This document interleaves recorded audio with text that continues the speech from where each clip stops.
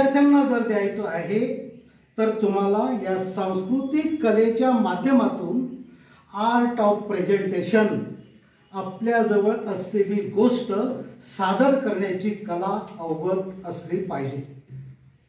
आणि ती कला अवगत असायची असेल तर आपण काही गोष्टी शिकल्या पाहिजे. तशा काही गोष्टी मी तुमच्याजवळ सांगणार आहे. मगाशी माझा उल्लेख कथाकार म्हणून असा केलेला आहे. त्यामुळे एक सत्य घटना माझ्या आयुष्यात घडलेली आणि शिक्षण क्षेत्राशी निगडीत असलेली ती कथा मी तुम्हाला सुरुवातीला सांगतो आणि त्याच्यानंतर आपण पुढचं हे करूया. कथा खूप सुंदर आहे, काल्पनिक नाही, जशी घडली तशीच तुमच्यापुढे सांगतो आणि त्या कथेपासून तुम्हाला काय शिकायचं आहे ते तुम्हाला तुमच्यावर सोडून देणार. जेव्हा धुळ्यामध्ये मी क्लासेस चालवायचो तेव्हा एक दिवस एक माणूस साधारणतः वय त्याचं 50-55 वर्ष असेल, अंगामध्ये कोपरी घातलेली, धोतर नेसलेलं, तुटलेल्या चपला आणि अत्यंत आर्जवाच्या भाषेत तो बाहेरूनच मला त्याने हाक मारली की सर. म्हटलं काय? ते म्हणे माझ्या मुलाला तुम्ही शिकवणार का? अरे म्हटलं माझं कामच आहे ते, मुलांना शिकवणं हे माझं काम आहे, माझा व्यवसाय आहे, नक्की शिकव. पण तो क्षणभर काय असे ना थबकला. तो म्हणे सर खरंच शिकवणार माझ्या मुलाला? म्हटलं हो, तुझ्या मुलाला मी नक्की शिकवणार. सर त्याला कोणीच शिकवत नाही हो, तुम्ही खरंच शिकवणार? म्हटलं हो खरंच शिकवणार. आला आहे का तुमचा मुलगा? म्हणे नाही. मग म्हटलं एक काम करा, उद्या त्याला घेऊन या. म्हणे चालेल. तो आनंदला आणि दुसऱ्या दिवशी तो त्याच्या पोराला घेऊन आला. त्याच्या पोराची अवस्था अशी होती की तो दिव्यांग होता. त्याच्या तोंडातनं अशी लाळ गळत होती, नाकातनं शेंबूड वाहत होता, तो असं नाक पुसत होता, त्याची चड्डी होती ती अशी धरत होता आणि त्याला बोलता येत नव्हतं.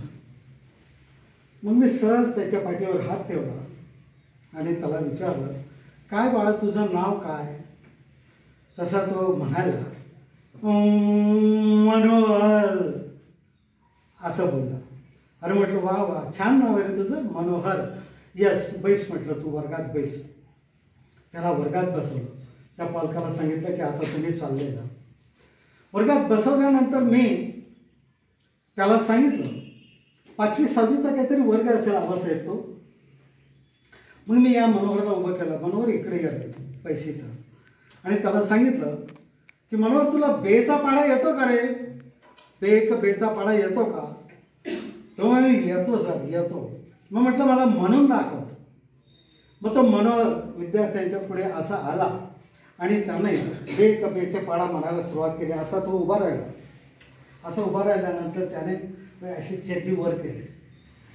चड्डी वर केल्यानंतर हळूच असं नाक पुसलं आणि मग त्याची जी अवस्था होती ती कशी होती ती तुम्हाला सांगतो.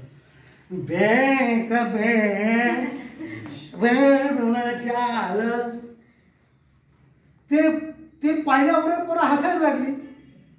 मग मी पोरांना सांगितलं की हसू नका, त्याला बोलू द्या. तो जेमतो 2-8 पर्यंत बोलला.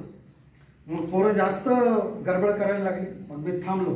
तर त्याला म्हटलं मनोहर आता एक काम कर, तुला इंग्रजी 12 महिन्यांची नावं येतात का रे? हो सर येतात असं सांगितलं.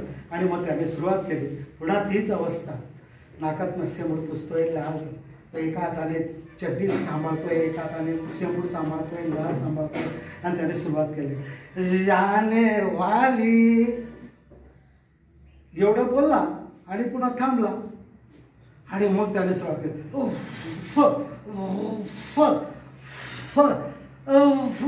फ्लू आली. त्याने फ्लू आली करण्याबरोबर पोरांचा एकदम स्फोट झाला. खूप हसायला लागले. मग पोरांना मी थांबवलं की नाही नाही त्याला बोलू द्या, त्याला बोलू द्या. मग तो असं कुठेतरी मार्च एप्रिल असं तो बोलला आणि त्याला बसवलं. मग त्याला म्हटलं बैस मनोहर, आता तुझं झालं ना, तू खूप हुशार पोरगा आहे, बैस इथं. त्यानंतर माझा क्लास सुटला. मी त्या मनोहरला तेवढं टेस्टिंग केलं आणि माझा क्लास सुटला. मी घरी गेलो. तुम्हाला खरं सांगतो मित्रांनो, माझ्यातला शिक्षक असा विद्यार्थ्याला पाहून जेवू शकला नाही. मी खूप उदास होतो. माझ्या बाईने मला विचारलं, का तुम्ही आज जेवत का नाही? ते म्हटलं नाही, आज माझ्या डोळ्यापुढे माझा एक विद्यार्थी फिरतोय. मी जेवण सोडलं आणि त्या माणसाने दिलेल्या पत्त्यावर त्याच्या घरी जाऊन धडकलो. हे काय माझं रुटीन जॉब होता का? माझी ड्युटी होती का ती? बोलत राहा. मी तुम्हाला बोललो मगाशी संवाद साधायचा आहे. तुम्ही मस्तपैकी संवाद साधणे, ते असं करून बसू नका. माझी ड्युटी होती का ती? त्याच्या घरी जाणं मला कोणी सांगितलं होतं का? माझा काही तो ड्युटीचा भाग होता का? परंतु मी तिथं गेलो. हे मी का सांगतो, हे सगळं तुम्हाला रिअलाइज करायचं आहे. तुम्ही जेव्हा शिक्षक व्हाल तेव्हा मी त्याच्या घरी गेलो. मला पाहिल्याबरोबर त्या झोपडपट्टीतले 8 लोक एकदम गोळा झाले की आपण आला. त्यांना खूप आनंद. अरे बापरे, सर आले, सर आले म्हणून त्यांनी माझं स्वागत केलं. मग मी त्याच्या घरी गेलो आणि त्या मुलाच्या आईला सांगितलं. म्हटलं, हे पाताई, तुमचा मनोहर आहे ना खूप हुशार आहे. फक्त तुम्ही एक काम करा, त्याची जी चड्डी आहे ना, ती चड्डी जराशी घट्ट करून घ्या. त्याला ती तंग करून घ्या. ती घडी घडी नितरते त्याचे. आणि त्या काळात ते बेल्ट वगैरे असा प्रकार नव्हता. म्हटलं त्याचा करदोडा असेल ना, आता आम्हाला जुन्या लोकांना माहिती तो करदोडा जर सेल झाला त्याच्यात काडी अडकवायची आणि ती काडी फिरून ती घट्ट करायची. म्हटलं तो करदोडा अडकवा त्याला आणि ती पॅन्ट जी आहे त्याची नितरती ती हे करायची. आणि दुसरं, त्याला नाक पुसण्यासाठी एक रुमाल त्याच्या हातात द्या. नाक पुसण्यासाठी एक रुमाल द्या आणि गळ्यामध्ये एक लाळेरं त्याला बांधून द्या. लाळेरं बांधलं की ती जी लाळ गळते ना, ती शर्टवर गळते आणि त्यामुळे त्याला ती म्हणजे त्याची अवस्था, त्याचं कॉन्सन्ट्रेशन जे आहे विद्यार्थ्याचं ते डिस्टर्ब होतं. मग त्याला नाकातला शेमूळ पुसायचा की ते लाळ सांभाळायची, ह्याच्यासाठी तो दुसरीकडे भरकटला जातो. म्हणून त्याला तेवढं करा असं सांगून मी घरी आलो. दुसऱ्या दिवशी मी वाट पाहिली. पोरगा आलं.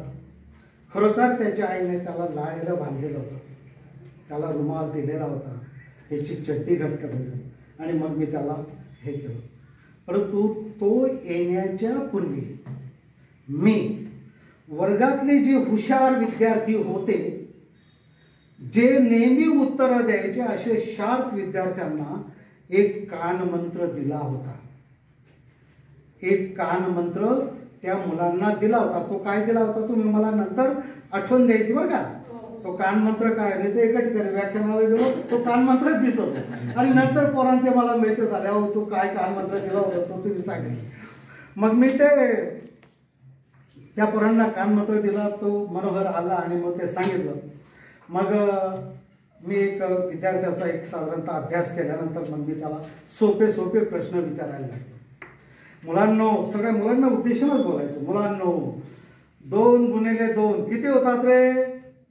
सगळा वर्ग चूप. कोणीच उत्तर द्यायचं. मनोहर तुला येतं का? या हो, 2 गुणिले 2 4 असं उत्तर द्यायला. मग 3 गुणिले 3 किती? वर्ग चूप. मनोहर उत्तर द्यायचं. चैत्र शुद्ध, चैत्र वैशाख पौर असं सर्व त्याला मराठी 12 महिन्यांची नावं ते विचारली. त्याला इंग्रजीतलं 1 to येतं का रे 10 पर्यंत ते विचारलं. आणि सगळा वर्ग चूप. आणि तो फक्त बोलायचा. तो घडघडी उभा राहायचा. प्रत्येक प्रश्नाला तो उभा राहायचा. प्रत्येक उत्तर द्यायला तो उभा राहायचा. आणि त्याच्याप्रमाणे तो दिवस आमचा संपला. असं जवळजवळ 8 दिवस मी चालवला अवस्थेत. 8 दिवस हा प्रकार चालवला. आणि 8 दिवसानंतर मी माझी भूमिका संपवली. त्या पोरांना सांगितलं, आता रुटीनप्रमाणे तुम्ही तुमची उत्तरं द्यायची वगैरे असं ते सांगितलं. पुढे काय झालं, वर्षभर तो मनोहर माझ्या वर्गामध्ये येत राहिला आणि शिकत राहिला. तो पुढे काय शिकला काय इतकं काही पाहायला मी गेलो नाही. परंतु तो लक्षपूर्वक ऐकायचा. त्याची शिकायची उमेद होती. त्याला शिकावंसं वाटत होतं. त्यामुळे तो मस्तपैकी शिकला. आणि जेव्हा निकाल लागला त्याच्या शाळेचा, तर एक निकालाच्या 10-12 11 वाजलेले असतील. मी क्लासमध्येच होतो आणि तो पळत आला, धापा टाकत आला. आणि धापा टाकत मला त्याने सांगितलं, सर सर म्हटलं काय झालं? सर मी पास झालो सर मी पास झालो. आणि त्याने त्याच्या हातामध्ये 2 पेढे आणलेले होते. ते 2 पेढे घामाने असे लिबलिबीत झालेले. त्याला कदाचित शेंबूड लागला असेल, लाळ लागली असेल, असे लिबलिबीत असे घेऊन आला तो. आणि सर मी पास झालो सर. आणि मला त्याने तो पेढा दिला. मी आनंदाने तो पेढा खाल्ला.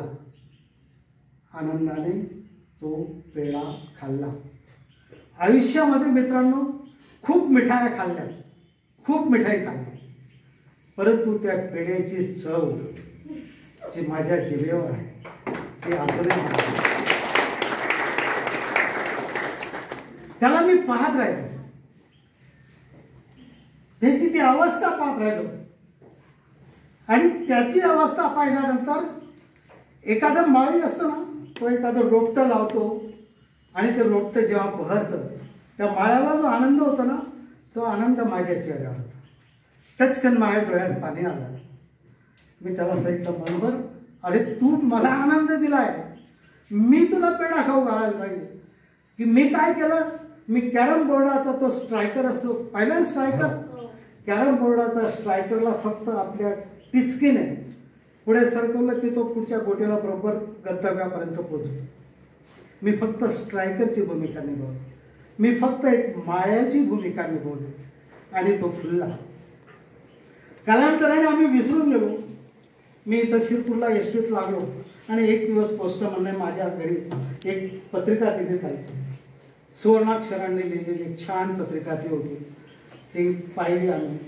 ही पत्रिका पुण्याची होती. घरभरणीचा कार्यक्रम होता आणि ती पत्रिका माझ्या हातात होती. मला कळेना की कोणाची पत्रिका आहे, कोण असेल वा असं म्हणून. मी असे मग पहिलं म्हटलं बघ यार ही पत्रिका कोणाची आहे. तर त्या पत्रिकेवर खाली नाव होतं त्याचं, काहीतरी मनोहर काहीतरी सरनेम होतं, मला आठवत नाही. आता त्याचं नाव दिलं. मग तिने सांगितलं अहो तो मनोहर आपला. हो अरे बापरे त्याची पत्रिका. आणि खाली आवर्जून लिहिलं होतं की यू हॅव टू कम, असं एक वाक्य होतं, यू हॅव टू कम. मला म्हणजे एकदम गलबलल्यासारखं झालं. मी गेलो गेलो असं म्हणण्यापेक्षा माझ्यातला शिक्षक गेला. की मला एका विद्यार्थ्याला भेटायचं आहे की मी घडवलेला विद्यार्थी आत्ता कसा आहे ते मला पाहायची जिज्ञासा होती. मी पुण्याला गेलो. पुण्याला त्या पत्त्यावर जाऊन पोचलो. एकदम हायफाय कार्यक्रम, मोठे मोठे सुटाबोटातले लोक होते. ते पाहिजे मी तर मी बुजलो. खेड्यातला माणूस आपण बुजतो की नाही. मुंबई पुण्याकडे गेल्यानंतर ते सर्व हायफाय लोक पाहिल्यानंतर मी तसा बुजलो. आणि एक सुटाबोटातला एक मुलगा असा टाळ टाकत आला आणि आल्याबरोबर माझे पायाला त्याने नमस्कार. मला कळेना की हा कोण आहे. मी त्याला उचललं आणि लक्षात आलं की हा कोण असावा. मग मी त्याला धरलं. त्याने लगेच सगळ्या त्याच्या मित्रांना बोलवलं. Hi friends, come here. सगळीकडून ते पोरं आले आणि मग त्यांना सांगितलं धिस इज माय गुरु. काय बोलला तो? धिस इज माय गुरु. ह्या माणसामुळे मी आज इथं आहे. त्यावेळेस जो गुरुजीला आनंद होतो तो जगातला सगळ्यात सुंदर आनंद असतो. मित्रांनो, जगातला सुंदर आनंद जर कोणता असेल, खऱ्या अर्थाने आनंद जर कोणता असेल तर जेव्हा शिष्य गुरुचे पाय धरते. मागच्या आठवड्यात SSVPS कॉलेजला आमचा मेळावा होता माझे विद्यार्थ्यांनी त्या प्राध्यापकांचे पाय धुवून त्यांचं अभिष्ट चिंतन केलं गुरुपौर्णिमेच्या निमित्तानं. किती महान सुख, इतकं महान कार्यासाठी तुम्ही सिद्ध झालेले आहात आणि ते शिक्षण तुम्ही घेताय. तुम्ही गुरुजी बनणार आहात. मग अशी मी गुरुजी बोललो ते असं फालतू बोललो नाही. तुम्ही गुरुजी म्हणजे अत्यंत पवित्र पेशा घेऊन तुम्ही आता बाहेर पडणार आहात. त्यामुळे इथं जर तुम्हाला जे काही ट्रेनिंग मिळेल वैद्य मॅडमच्या देखरेखीखाली भांबरे सर हे शिक्षक याच्या, ते तुम्ही लक्षपूर्वक आत्मसात करा. मी नेहमी लेक्चरच्या वेळेस सांगतो की बाबा हो, तुमचे डोळे तुमचे कान इथं सजग राहू द्या. हे डोळे आणि कान जरी मला दिसत असले तरी तुमची मन ते आहेत की नाही? आहेत का तुमची मन सगळ्यांची इथं? सगळ्यांची मन इथं आहेत. यस. का असायला पाहिजे ती? की कारण ह्या मनातलं त्या मनात मला शिफ्ट करायचं आहे, या हृदयातलं त्या हृदयात शिफ्ट करायचं आहे. आणि मित्र, तुम्ही आता गुरुजी होणार आहात. ते गुरुजी हा पवित्र पेशा आहे, परंतु आत्ताच्या जमान्यामध्ये ह्या डिजिटल युगामध्ये AI टेक्नॉलॉजी आलेली. माहिती आहे AI टेक्नॉलॉजी? माहिती आहे? AIचा फुल फॉर्म माहिती आहे? AI कोण सांगतो? सांग. Artificial intelligence. AI टेक्नॉलॉजीची मुलं आहेत, डिजिटल विश्वात वावरणारी मुलं आहेत, दुनिया कर लो मुठ्ठी में, एका क्लिकवर दुनियाभरची माहिती असलेली मुलं आहेत. आणि त्या मुलांना तुम्हाला घडवायचं आहे. म्हणजे तुम्हाला अधिक कार्यक्षम असलं पाहिजे, अधिक अपडेट असलं पाहिजे, अधिक तुम्हाला ज्ञान पिपासू असलं पाहिजे. माझं शिक्षण B.Edचं झालं आणि आता मी काही शिष्य नाही, आता मी गुरुजीच आहे, असा भाव चेहऱ्यावर आणायचा नाही. माणसाने सदैव शिष्य असलं पाहिजे. मी स्वतःलाही अजून शिष्य समजतो. मी गुरुजी नाही, मी शिष्य आहे. आणि त्या शिष्याच्या माध्यमातून मला ज्ञान आत्मसात करायचं आहे. मी एक ठिकाणी म्हटलेलं पण आहे की ज्ञान लेते लेते मर जाऊं, ज्ञान लेते लेते मर जाऊं, जो भी है कुछ झोली में दान देते देते मर जाऊं. दान देते देते हे मला दान द्यायचं आहे. जे काही मी घेतलं आहे, जे काही अनुभवलंय, जे काही पाहिलं आहे, ते मला तुम्हाला द्यायचं आहे. मी नेहमी साहित्य क्षेत्रामध्ये भांबरे सरांना माहिती येत आहे, मी एक वाक्य नेहमी सांगतो की पुस्तकातला हिरो नाही मी, पुस्तकातला हिरो नाही मी, काचेच्या कपाटात मिळणारा. मी काही AC रूम मध्ये बसून लिहित नाही. पुस्तकातला हिरो नाही मी, काचेच्या कपाटात मिळणारा, दारोदारीचा भनंग फकीर मी, जे जे दिसतं ते ते लिहिणारा. मी वास्तव लिहिणारा लेखक आहे. जे पाहिलेलं आहे तेच लिहितो. मी कधीही उंच आकाशात कल्पना शक्तीच्या विश्वात रमून मी ते साहित्य निर्माण करत नाही. माझ्या प्रत्येक साहित्यामध्ये एक संदेश दडलेला असतो. माझ्या प्रत्येक साहित्यामध्ये काहीतरी शिकण्यासारखं असतं आणि तोच माझा प्रयत्न आहे की मला काहीतरी द्यायचं. आणि त्यामुळे जेव्हा मला सरांनी परवा आमंत्रण द्यायला आले की मला B.Edच्या विद्यार्थ्यांपुढे यायचं आहे, मी आनंदाने ते स्वीकारलं. मागच्या आठवड्यात B.Edच्या विद्यार्थ्यांपुढे मला जायचं होतं. मी हे का स्वीकारलं की कारण इतर हजारो लोकांना घडवण्यापेक्षा माझ्या 50 या शिक्षकांना जर घडवलं तर पुढची पिढी घडेल. ती पिढी ते डायरेक्टली जरी मला ओळखणार नाही तरी मला एक समाधान राहील की मी घडवलेल्या, गुरुजींनी घडवलेली ही पिढी आहे. आणि त्याच्यामुळे तो एक आनंद होईल. त्याच्यामुळे गुरुजीने कसं असलं पाहिजे, मी जे मगाशी सांगितलं ना, आज ताई मी मुद्दा पाठवले नाही, ते कानमंत्र म्हटलं सांगावं लागेल, नाही तर बाई म्हणे मागच्या वेळेस विसरले तर तो कानमंत्र मी त्या पोरांना असं दिला तर के बाळांनो, आजपासून 8 दिवस मी काही प्रश्न विचारला तरी तुम्ही उत्तर द्यायचं नाही. अरे जोराने बोला नाही. त्यांना जतवून ठेवलं. तुम्हाला उत्तर येत असेल तरी तुम्ही उत्तर द्यायचं नाही, अशा पद्धतीचं त्यांना मी सांगून दिलं.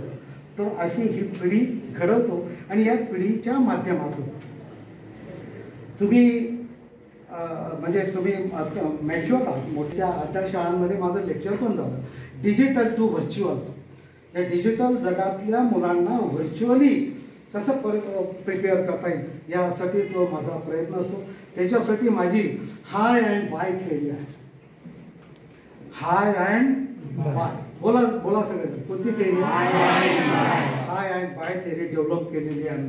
ती काय केलेली त्याचं कारण मी तुम्हाला सांगतो की मी या डिजिटल विश्वापासून जर असं बाजूला सरकून जेव्हा वेगवेगळ्या वृद्धांना, घराघरातील म्हाताऱ्यांना भेटतो, वृद्धाश्रमात जाऊन त्या लोकांना भेटतो, दिव्यांग शाळेत जाऊन त्या दिव्यांगांना भेटतो, त्यावेळेची परिस्थिती मला माहिती. आपल्या घरातले आई वडील, आपल्या आजूबाजूची म्हातारी माणसं, आपल्या आजूबाजूचे ज्येष्ठ नागरिक, त्यांच्या ज्या सुरकुतलेल्या त्वचा असतात ना, त्यांचे डोळे अंधुकसे असतात, त्यांची त्वचा सुरकुतलेली असते. एक त्वचा नीट काळजीपूर्वक लक्षात. आणि जर बोर वाटायला लागलं तर एक सिंगल बेल मारून द्यायची बरं का. एसटीचा माणूस आहे, सिंगल बेल मारल्यावर एसटी काय होते, थांबते की नाही. तसं जर बोर वाटायला लागलं तर सिंगल बेल मारणार, बोर वाटायला लागलं सांगा बरं का. तर जेव्हा या वृद्ध लोकांची सुरकुतलेली त्वचा जराशी अशी जर तुम्ही स्पर्श करून पाहिले ना, तर आतमध्ये वेदनांचा डोह असतो. खूप काही वेदना घेऊन ही माणसं आपल्या आजूबाजूला हसत असतात. परंतु सुनबाई वागत नाही, मुलगा नीट ठेवत नाही, वृद्धाश्रमात जावं लागतं, तरुण पिढी मान ठेवत नाही, बिलकुल मान ठेवत नाही. ह्या वातावरणातून ती जे असतात म्हातारी मंडळी, त्यांच्यासाठी मी नेहमी एक गाणं म्हणतो. मग माहिती आहे का, संतोष आनंद नाव माहिती आहे? संतोष आनंद नाही माहिती? संतोष आनंद शोर चित्रपट पाहिलाय सगळ्यांनी? शोर चित्रपट पाहिलाय? शोर पिक्चर? अरे त्याचं सध्या याच्यावर मीडियावर खूप चालू आहे. तर शोर चित्रपटातला गाणे लिहिणारा शायर आहे तो संतोष आनंद. त्याचे वाक्य मी तुम्हाला सांगतो. जे पिक्चराइज झालं नाही ते गाणं असं आहे, तुम साथ ना दो मेरा चलना मुझे आता है, तुम साथ न दो मेरा चलना मुझे आता है, हर आग से वाकिफ हूँ, जलना मुझे आता है, तदबीर के हाथों से तकदीर बनानी है, जिंदगी और कुछ भी नहीं, तेरी मेरी कहानी है. सगळेजण म्हणा, एक प्यार का नगमा है, मौजों की रवानी है, जिंदगी कुछ भी नहीं, तेरी मेरी कहानी है. ही तुमची आपल्या सगळ्यांची कहाणी. ही कहाणी जर संपूर्ण करायची असेल तर आपल्या घरातील वृद्धांचा आदर ठेवणं हे खूप महत्वाचं आहे. त्याच्यासाठी hi bye theory. Hi bye theory काय माहिती आहे का? हाय बाय थेरी अशी आहे की तुम्ही जेव्हा घरून शाळेत यायला निघाल त्यावेळेस तुमच्या घरातल्या आईला, तुमच्या घरातील वडिलांना, तुमच्या घरातल्या आजीला, आजोबाला आणि ज्यांचे आई वडील किंवा आजी आजोबा दिवंगत झालेले आहेत त्यांनी त्यांच्या फोटोला जाताना बाय म्हणून जायचं. काय म्हणून जायचं? पैसे लागतात का त्याला? बाय म्हणायला पैसे लागतात? वेळ लागतो? काहीच नाही. फक्त त्यांना एक सांगितलं, बाय आजी, बाय आजोबा, बाय आई, बाय मम्मी, बाय पप्पा, एवढं बाय म्हणून शाळेत यायचं. आणि शाळेतून घरी गेल्यावर त्यांना पुन्हा म्हणायचं हाय. हे शब्द मुद्दामच घेतलेत आम्ही, हाय अँड बाय. काय घेतले की आता इंग्रजीची माणसं आहेत, तुम्ही तर इंग्रजीशिवाय बोलत नाही, म्हणून तो हाय जाताना हाय मम्मी, हाय पप्पा एवढं बोलणार तुम्ही. हे जे सांगतो हे रिसर्च करून बोलताय. हे या गोष्टीला साधी गोष्ट सांगू नका. काय बापरे बापवाने काय सांगितलं आय अँड बाय, नाही. याच्या मागे खूप हिशोब आहे, याच्या मागे खूप काही आम्ही पाहिलेलं आहे. ही जी अटॅचमेंट आहे जुन्या पिढीची नवीन पिढीशी, ती असणं गरजेचं आहे. आणि ते रेडी रेक्टर्स असतात. आपल्या घरातली ज्येष्ठ मंडळी हे रेडी रेक्टर्स असतात, ते गुगल असतात. Ask them any question, they will answer you immediately. ते तुम्हाला लगेच उत्तर देतील, कारण इतका प्रगल्भ त्यांचा अभ्यास असतो. परंतु आपण त्यांच्याकडे दुर्लक्ष करतो.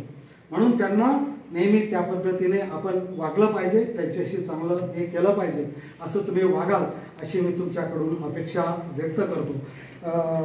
1:30 वाजले, कुठं गेले?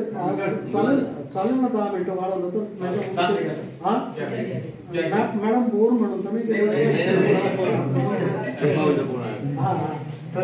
चालू द्यायचं का? 10 मिनिटं आवडेल तुम्हाला? तुम्ही सांगायचं, तुम्ही बोर व्हाल.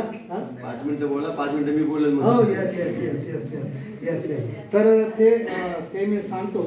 आणि तुम्हाला ते याचं माहिती आहे का तुम्हाला पोरांनो? थोडंसं हे सांस्कृतिक कार्यक्रम आहे, त्यामुळे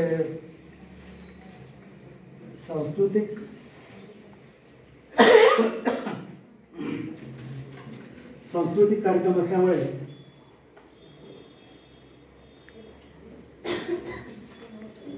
सांस्कृतिक कार्यक्रमामध्ये जर असं एखादं गाणं वगैरे नाही म्हटलं तर ते बोर होतं की नाही?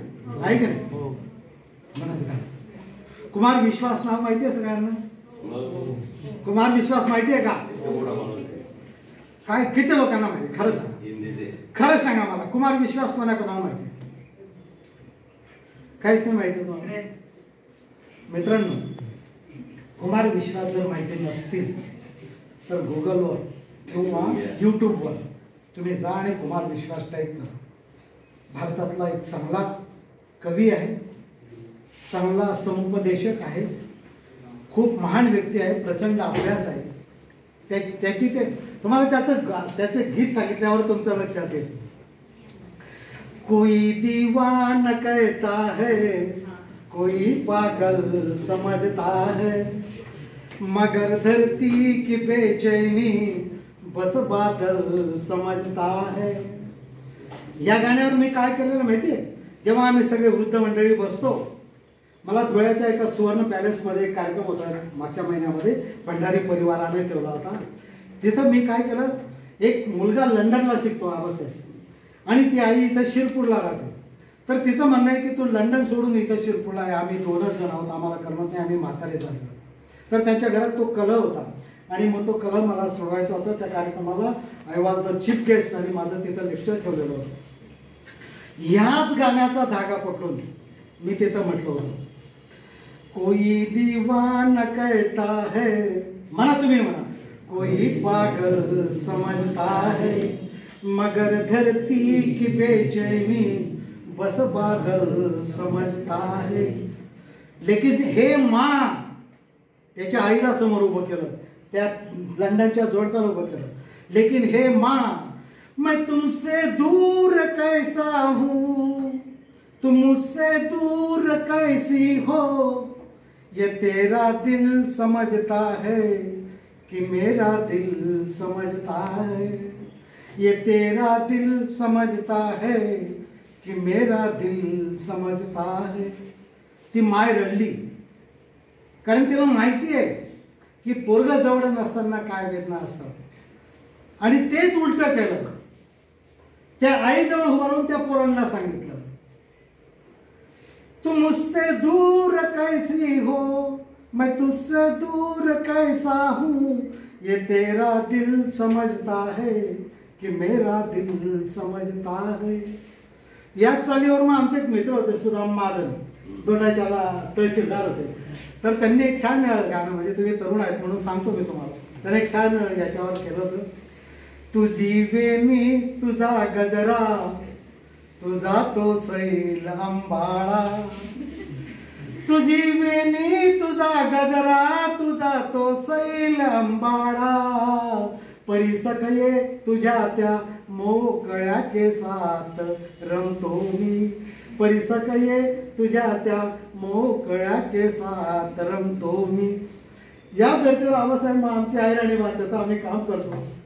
अहिराणी भाषेचा प्रचार प्रसार करत 27 देशांमध्ये आपली अहिराणी भाषा पोहोचवतो. मग साहित्य संमेलनमध्ये अहिराणी कविता सादर केली होती. मनी बोली मनी भाषा मनी ती माय अहिराणी, मनी बोली मनी भाषा मनी ती माय अहिराणी, चालनी देश परदेशमा मनी ती माय गावरानी, चालनी देश परदेशमा मनी ती माय गावरानी. तालिया बजाव यार.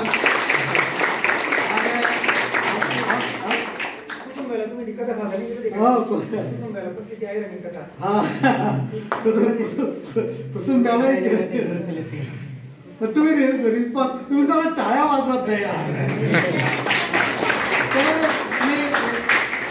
मी एका जळगावच्या कार्यक्रमात गेलो होतो. असं तुमच्या सारखे तरुण पोर होते, टाळ्या वाजवायला सांगितलं. एक पोरगा एवढा आळशी होता, तो असा वाजवत. अरे काही सगळं दिलखलासपणे मला की हा व्यायाम आहे, वाजलं पाहिजे. आणि तुम्हाला सांगू का, जो वक्ता येतो ना तो ट्यूबलाईट सारखा असतो. त्याला जोपर्यंत तुमच्या टाळ्यांचं खाद मिळत नाही, एनर्जी मिळत नाही, तोपर्यंत तो चमकत नाही. पण तुम्ही जर असं तर त्यासाठी हे करतो.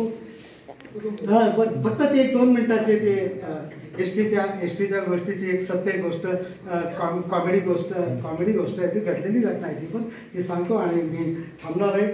एक म्हणजे ते गोष्ट सांगण्यापूर्वी मी जे काही आज थोडा वेळ बडबड केलेली आहे, जे काही सांगितलं त्याच्यातनं तुमच्यातला शिक्षक, तुमच्यातला गुरुजी जागे झाला पाहिजे. जे काही मला सांगायचं होतं ते तुम्हाला समजलेलं आहे. त्या पद्धतीने तुम्ही एक आदर्श गुरुजी म्हणून वागाल, तुमच्या हातून चांगली पिढी घडेल अशा शुभेच्छा मी तुम्हाला देतो. ती गोष्ट सांगतो आणि मी तुम्हाला थांबतो. मी पार्सल ऑफिसमध्ये माझी ड्युटी होती कंट्रोलरची, आणि एक बाई आली खेड्यातली. त्या खेड्यातल्या बाईने त्या पार्सलच्या कंट्रोलरला विचारलं, म्हणे काय भाऊ धुये गाडी कवायची. काय विचारलं? जोरात बोला यार, आपल्या अहिराणी भाषेत बोला सांगतोय. काय बोलले? जोरात बोला. तिने विचारलं काय भाऊ धुये गाडी कवायचे. काही उत्तर दिलं त्याने. तुम्हाला माहिती आहे कंट्रोलर कशावर पुन्हा तिने का रे भाऊ धुये गाडी कवायचे. काय नाही मग दादा बोली बी नाही राहणार. हो भाऊ अरे धुये गाडी कवायचे सांगणार आहे. तथ्य जाते म्हणे अच्छा काय विचार आहे, जो येतो आठी विचार जो येतो ठिकाण नाही का म्हणे पार्सल ऑफिस आहे, चौकशी ऑफिस तथ आहे, तथ्य जा तथे विचार म्हणे. असं तो बोलला. संतापला. ती बिचारी एवढंसं तो गिरमुसली आणि निघून गेले. मग मी त्या कंट्रोलरला म्हटलं का रे भाऊ तू साधं इतके शब्द बोलला, इतका संतापला, एवढी एनर्जी वाया गेली त्यापेक्षा 2 मिनिटात सांगितलं 9 वाजता शिवाय. पण तू सांगत नाही तेवढी मी सांगत नाही. 9 वाजता एवढं सांगा तुला काय लागत बटा बाबा तुला काम कर बसला भाऊ. आणि संध्याकाळी 5 वाजता आवाज आहे एक सुटा बुटातला माणूस त्याच्या रिलेशन बोराडी 5 वाजता एक सुटा बुटातला माणूस हातात बॅग घेऊन आला आणि मी तिथं खिडकीमध्ये बसलेलो होतो. म्हणे का सर परवा गाडी केव्हा आहे. म्हटलं 5:30 वाजता. राईट टाइम लागते का. म्हटलं हो राईट टाइम. गाडी नंबर काय. डेपोटीन कर. अच्छा परवा किती वाजता पोहोचतो. म्हटलं 8 वाजता. परवा तुम्हाला काय म्हटलं काही माहिती आहे नाही गाडी येतं मला सांगणार का. म्हटलं तिकडून येते गाडी मला माहिती म्हणे. रस्ता कसा आहे म्हणे परवा. विचारला असतो सकाळचा कंट्रोल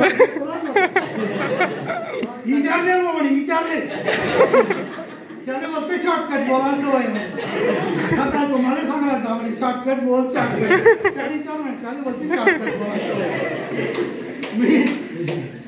मी शेवटी त्या म्हणतो भाऊ तुला पाय पडत दादा तर असा एक विनोद करतात आणि या विनोदातून आमच्यामध्ये साहित्य पुरतं आणि ते लिहितो तोडकं मोठे लिहितो आणि ते तुमच्यापुढे पेश करतो. चला मित्रांनो, तुम्ही या ठिकाणी मला ऐकून घेतलं, मला चांगली साथ दिली. आदरणीय अरविंद सरांनी मला या ठिकाणी बोलवलं, आदरणीय वैद्य मॅडमांनी या ठिकाणी परवानगी दिली. सगळ्या शिक्षक वृंदांचे आभार मानतो आणि जे माझे प्राणप्रिय मित्र आहेत आबासाहेब, त्यांनी माझं तोडकं मोडकं व्याख्यान ऐकून घेतलं, गोड केलं, त्याबद्दल त्यांचे आभार मानतो, तुमचे आभार मानतो. आणि